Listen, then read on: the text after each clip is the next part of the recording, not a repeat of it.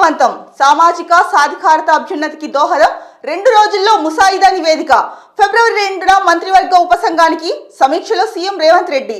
అయితే సమగ్ర కుటుంబ సర్వే ఏదైతే ప్రతిష్టాత్మకంగా కాంగ్రెస్ ప్రభుత్వం రాష్ట్రంలో చేపట్టిందో అది విజయవంతం అయ్యింది అని చెప్పేసి వార్తా కథనం అయితే ఇచ్చారు ప్రధాన శీర్షికలో.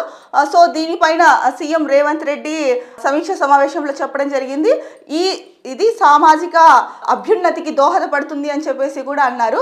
ఏంటంటే ముఖ్యంగా ఈ కులగణన సర్వే చేపట్టిన ముఖ్య ఉద్దేశం ఒకటి, బీసీలు ఎంతమంది ఉన్నారు, ఎన్నికల హామీల్లో బీసీలకు ఇచ్చిన హామీ ఏదైతే రిజర్వేషన్ ఇస్తామని చెప్పారో ఆ రిజర్వేషన్ బీసీలకి కరెక్ట్గా అందాలి అంటే ఎంతమంది బీసీలు ఉన్నారు అన్నది తెలుసుకోవడం ఒకటైతే, ఇంకొకటి అర్హులు ఎవరైతే ఉన్నారో అంటే ఇప్పుడు సంక్షేమ పథకాలు ప్రవేశపెట్టారు, ఆ సంక్షేమ పథకాలు అందుకోవడానికి అర్హులు ఎవరైతే ఉన్నారో సో వాళ్ళ ఆదాయ వ్యయాలు కానీ, ఎవరు పేదలు నిరుపేదలు మధ్యతరగతి వాళ్ళు ఎవరు ఉన్నవాళ్ళు ఇవన్నీ తెలుసుకోవడం కోసము ఈ సమగ్ర కుటుంబ సర్వే చేపట్టారు. దీంతో ఏంటంటే కనుక అందరికీ ఎవరు ఏంటి అన్నది తెలుస్తుంది.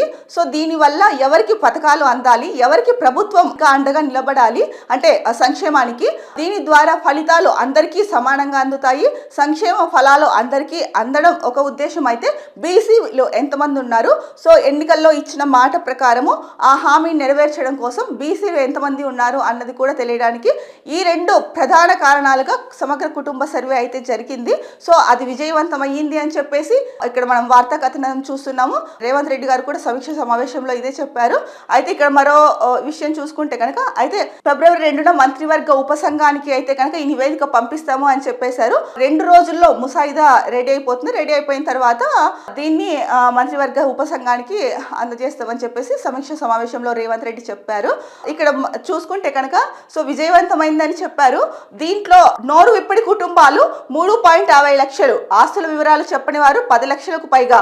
కులగణన సర్వేలో విశేషాలు అంటే ఈ కులగణన సర్వే ఏదైతే చేశారో దీంట్లో దాదాపు 3.50 లక్షల కుటుంబాలు నోరు విప్పలేదు అంటే వాళ్ళ డీటెయిల్స్ చెప్పలేదు అని చెప్పేసి చెప్పారు. ఇక 10 లక్షల మంది దాకా వాళ్ళ ఆస్తుల వివరాలు చెప్పలేదన్న విషయం కూడా ఇచ్చారండి.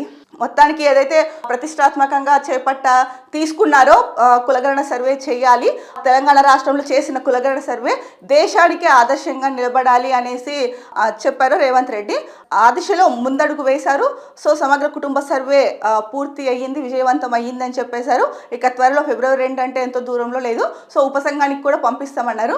మరి ఆ నివేదికలో ఎటువంటి విషయాలు అంటే ఎంతమంది పేదలు ఉన్నారు, ఎంతమందికి సంక్షేమ పథకాలు అందించాలి అన్నది ఒకవైపు, ఇంకొక వైపు బీసీలు ఎంతమంది ఉన్నారు, సో ఎన్నికల్లో ఇచ్చిన హామీ ప్రకారం బీసీలకు ఇచ్చిన హామీని నిలబెట్టుకుంటారా లేదా అన్నది కూడా వేచి చూడాల్సిన అంశం అండి.